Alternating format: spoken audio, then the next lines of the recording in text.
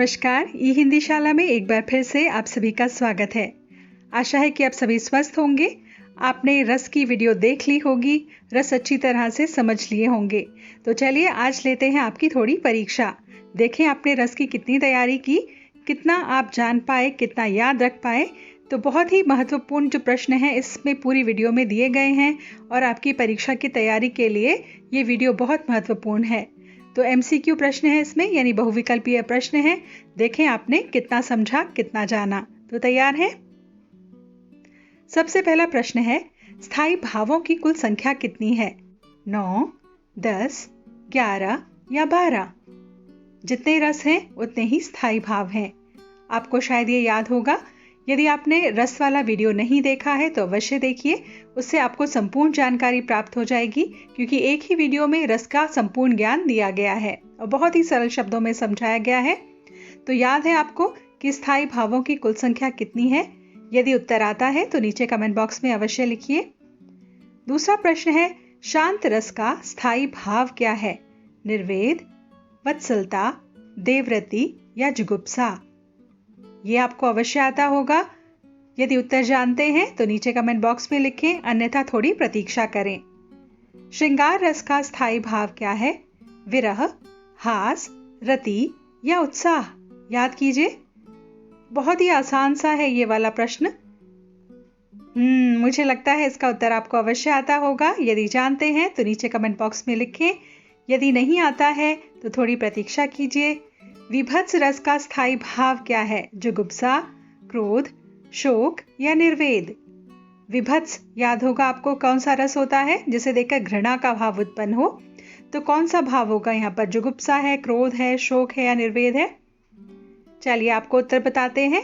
पहले प्रश्न का उत्तर है 11, क्योंकि रस की संख्या 11 है तो यहाँ पर कुल संख्या कितनी हुई भावों की? वो भी 11 ही है।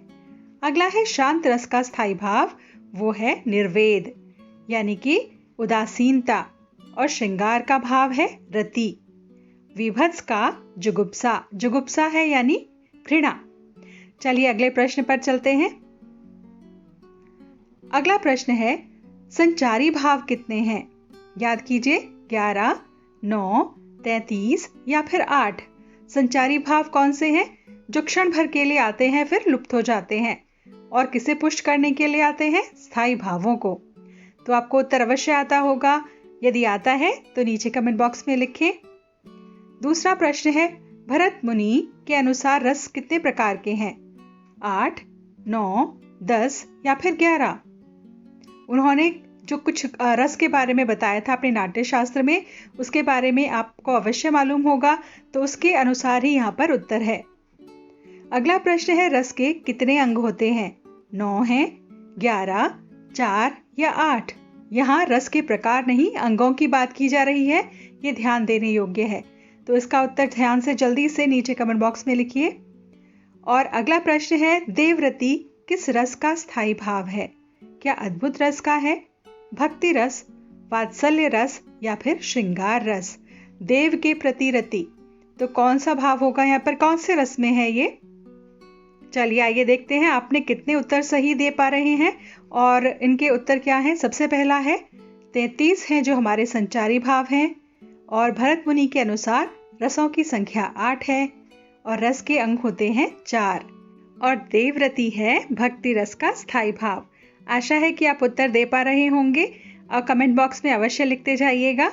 अगले प्रश्न पर चलते हैं। अगला प्रश्न है, मेरे तो गिरिधर गोपाल दूसरो न कोई, जाके सिर मोर मुकुट मेरो पति सोई। इन पंक्तियों में कौन सा रस छिपा हुआ है?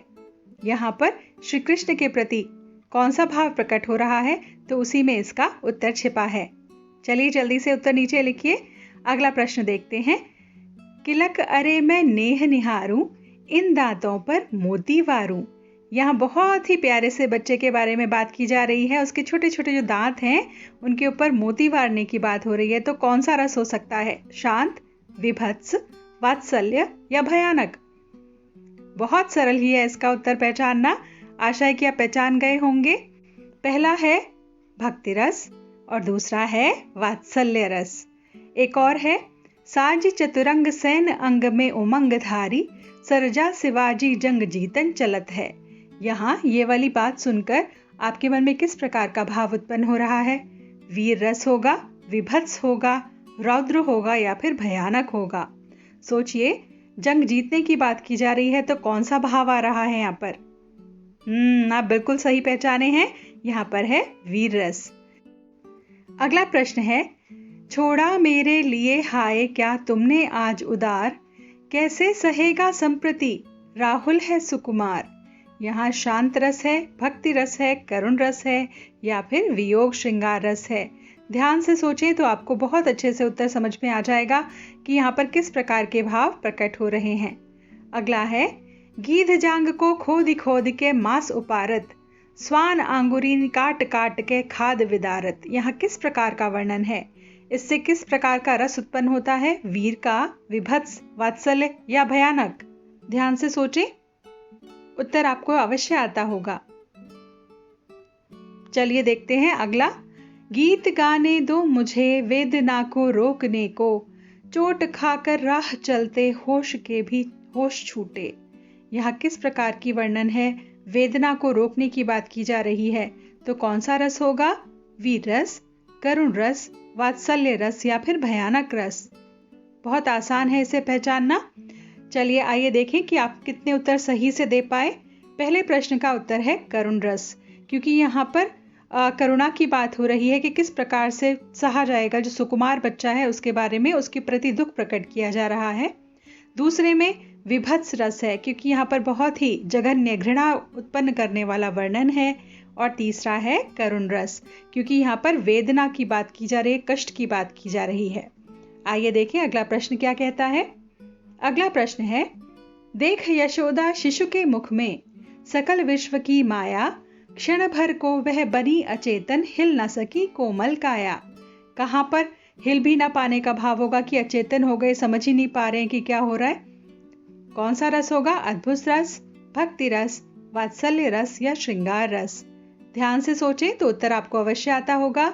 अगला देखिए, शोभित कर नवनीत लिए, घुटुरनि चलित रेणु तन मंडित, मुख दधिलेप किए।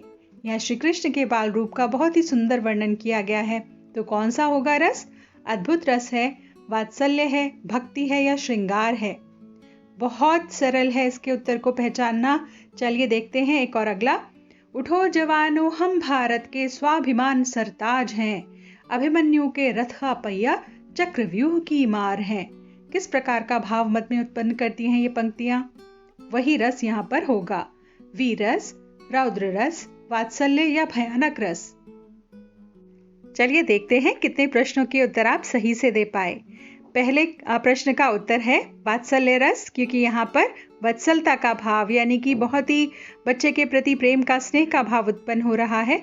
दूसरा है अद्भुत रस, क्योंकि बच्चे के मुख में जब विश्व को देखा यशोदा माँ ने तो वो बिल्कुल ठगी सी रह गई। अगला है वीर रस, क्योंकि यहाँ पर वीरता का भाव उत्पन्न होता है, उत्साह का भाव मन में उत्पन्न होता है।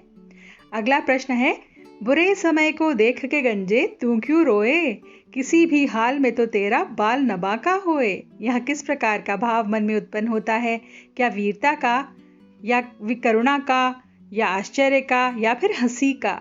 ध्यान से सोचें, उत्तर आप समझ गए होंगे। अगला प्रश्न है, मन रे तन कागद का पुतला, लागे बूंद विनस जाए छिन में, गर्भ करे क्या इतना। यदि आपने हमारा वीडियो देखा होगा रस का, तो उसमें ये वाला उदाहरण दिया गया था और आपको उत्तर अवश्य आता होगा। क्या ये वीर रस है, भक्ति है, शांत है या श्रृंगार रस है?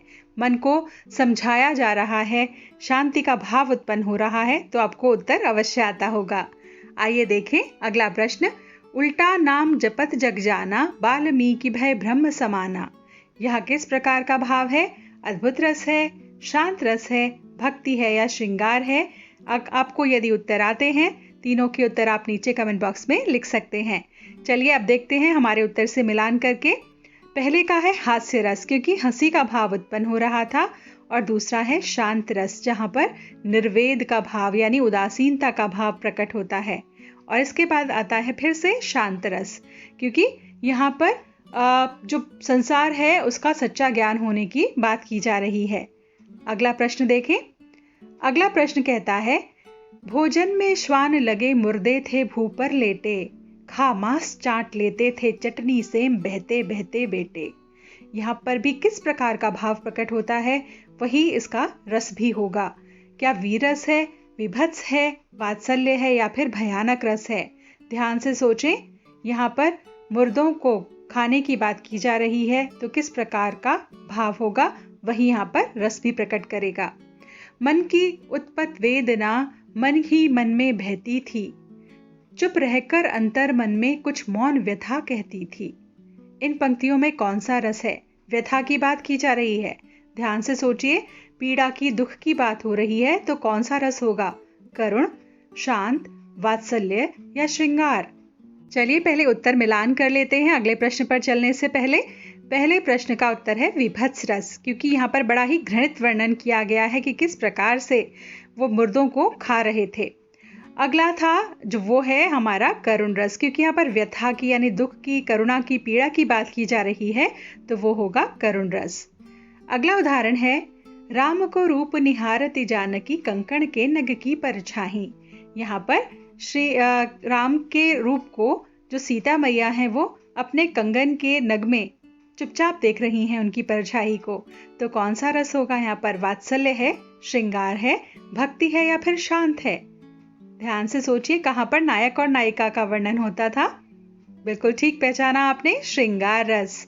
बच्चों आज के लिए बस इतना ही। हमें आशा है कि आपका अभ्यास बहुत अच्छे से हो गया होगा, आप रस समझ गए होंगे और प्रश्नों के उत्तर बहुत ठीक ढंग से दे पा रहे होंगे। तो एक नए वीडियो के साथ शीघ्र ही आपसे फिर से मुलाकात होगी। तब तक के लिए आपसे विदा चाहते हैं। विदा।